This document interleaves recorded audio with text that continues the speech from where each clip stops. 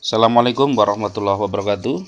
Kembali kita berjumpa di dalam pertemuan yang kedua tentang bagaimana strategi untuk lunas utang.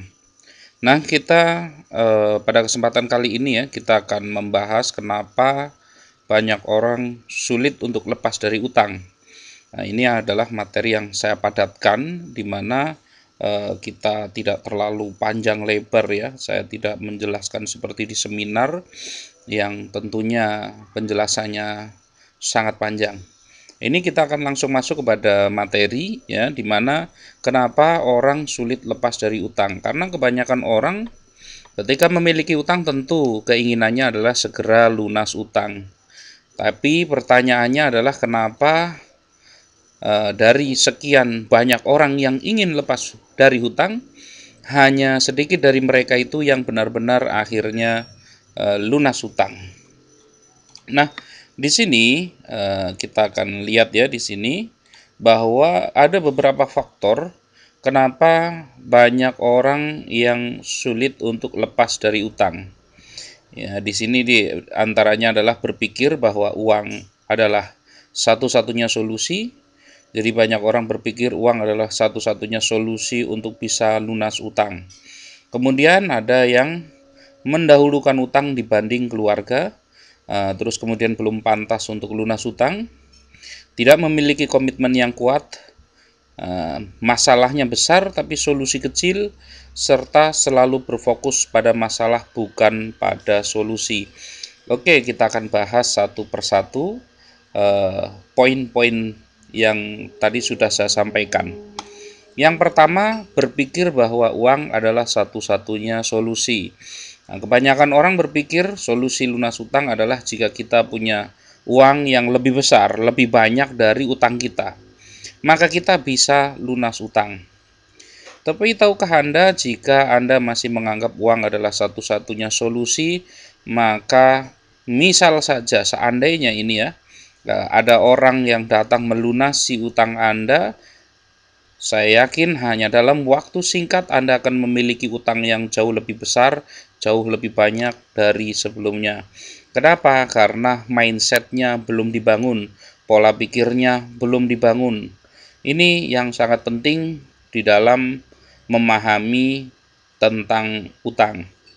Karena nanti kita banyak berbicara tentang mindset utang, tentang mindset uang, dan lain sebagainya. Nah, jika uang adalah satu-satunya solusi, tentu ketika kita lahir di dunia, Tuhan tidak akan membekali kita dengan uang. Kenyataannya Tuhan membekali kita dengan akal pikiran. Artinya apa?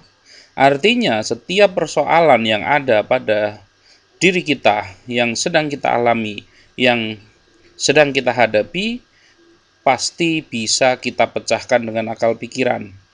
Nah, di dalam akal pikiran ini tertanam mindset, pola pikir. Nah, pola pikir yang benar perlu ditanamkan. Maka dalam 7 hari ini saya berusaha membangun mindset pola pikir dari sahabat-sahabat semua agar memiliki mindset lunas utang, agar memiliki pola pikir yang benar. Terus kemudian banyak sekali orang yang memiliki hutang, poin keduanya ya. Mereka mendahulukan utang dibandingkan keluarga mereka. Nah, banyak orang ketika ditanya apa prioritas yang ada di dalam hidup Anda, maka kebanyakan orang akan mengatakan bahwa keluarga adalah sebagai prioritas. Tetapi buktikan ketika debt collector datang ke rumah kita, sementara uang hanya segitu-segitunya, siapa yang diberikan untuk keluarga atau debt collector? Maka kenyataannya saya yakin sekali pasti akan banyak di kemungkinannya ya akan paling banyak adalah diberikan kepada debt collector karena menghindari cacian, makian, tekanan, intimidasi dan lain sebagainya. Nah, ini menunjukkan bahwa eh, ketika dia mengatakan bahwa keluarga sebagai prioritas tetapi tindakannya tidak menunjukkan bahwa keluarganya adalah prioritas baginya. Nah, kita bekerja untuk keluarga tapi akhirnya kita lebih mengutamakan kerja, bukan mengutamakan keluarga. Kita mengatakan kita memprioritaskan keluarga dibanding utang, tapi kenyataannya kita memprioritaskan utang dibandingkan keluarga. Ketika terlilit utang, kebanyakan orang akan mengutamakan bayar utang dulu ketimbang bayar keperluan keluarganya, bayar keperluan hidup dari keluarganya. Nah, maka jika karakter ini yang masih dibentuk, karakter ini yang masih dipegang, karakter ini yang masih dipraktekkan, jangan berharap lunas utang jika Anda gagal menciptakan keharmonisan di dalam keluarga Anda. Banyak orang berpikir keluarga akan harmonis dengan sendirinya jika tidak punya utang dan banyak uang. Banyak kenyataan membuktikan sebelum utangnya lunas, keluarganya sudah bubar duluan ini. Karena memang banyak sekali. Nah, karena yang terjadi adalah ketika kita ingin membangun sebuah keluarga yang harmonis, bukan harus lunas utangnya, justru sebaliknya. Ciptakan keharmonisan, maka utang pun akan bisa kita lunasi. Kenapa itu penting? Karena ketika dengan keharmonisan ini, pola pikir kita akan menjadi terbentuk, kita di dalam berpikir lebih jernih, hati kita pun akan tersetting menjadi lebih tenang. Nah, banyak kenyataan membuktikan ya sebelum utangnya lunas karena keharmonisan tidak mampu tercipta, maka ya hancur duluan, bubar duluan, baik dengan pasangannya ataupun dengan anak-anaknya, dengan keluarganya dan lain sebagainya. Maka yang harus dilakukan adalah komitmen bersama. Komitmen bersama adalah saling memaafkan di antara satu dengan yang lainnya, karena pasti masing-masing jika menurutkan egonya, maka semuanya akan merasa yang paling benar, semuanya merasa yang paling berjuang. Maka di sini harus diawali dengan saling memaafkan kesalahan masing-masing, menerima kesalahan masing-masing, lalu menyatukan visi bersama. Visi lunas utang, visi membangun keluarga yang baik. Nah, jangan lagi berpikir aku dan kamu, tapi sudah berpikir harus yang dipikirkan adalah kita, bukan tentang aku dan kamu, tapi berpikirlah tentang kita. Lalu banyak orang yang memang tidak lunas utang itu karena belum pantas untuk lunas utang. Ini adalah poin ketiganya. Jadi memang ada orang-orang yang memang belum pantas untuk lunas utang. Siapa orang-orang yang seperti ini? Mereka memiliki karakter-karakter orang yang berbicara bahwa sukses itu hanya tentang dirinya saja, maka artinya dia belum pantas. Ini, kalau dia hanya berpikir tentang bagaimana sukses itu memiliki mobil mewah, rumah tingkat, keliling dunia, dan lain-lain, maka itu bukan karakter lunas utang. Mulailah pantaskan diri Anda, berikan alasan yang kuat kenapa Tuhan harus membuat Anda sukses secara finansial. Jika Anda tidak memiliki alasan yang cukup kuat, maka Anda memang tidak pantas untuk sukses secara finansial.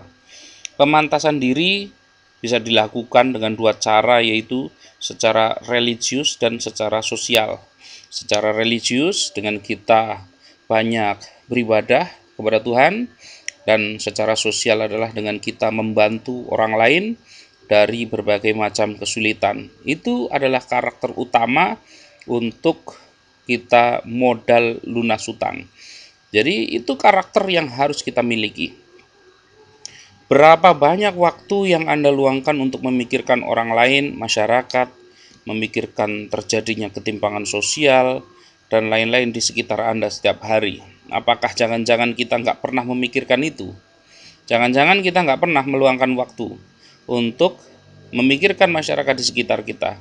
Maka mulai hari ini, mulailah berpikir tentang orang lain, bukan hanya berpikir tentang diri sendiri. Nah, bersedekah itu baik. Ya, ada orang lapar kita kasih makan, ada orang membutuhkan kita ulurkan bantuan. Tetapi mengambil tanggung jawab itu lebih baik, karena full time sedekah, di mana mengambil tanggung jawab itu contohnya adalah misalkan seseorang yang menanggung misalkan anak yatim, maka ini adalah full time sedekah yang luar biasa.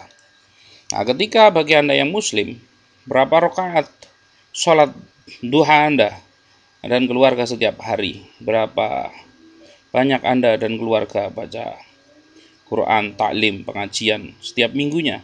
Nah, ini adalah yang perlu menjadi perhatian bagi kita semua. Maka peningkatan religius dan peningkatan sosial harus dilakukan sebagai modal karakter yang harus dibentuk untuk lunas utang. Selanjutnya, poin yang keempat, di mana orang tidak atau kesulitan untuk lunas utang adalah karena tidak memiliki komitmen yang kuat. Komitmen yang kuat ini adalah seperti mengerjakan sesuatu itu setengah-setengah, hanya coba-coba. Hasilnya juga pasti setengah-setengah dan akhirnya gagal.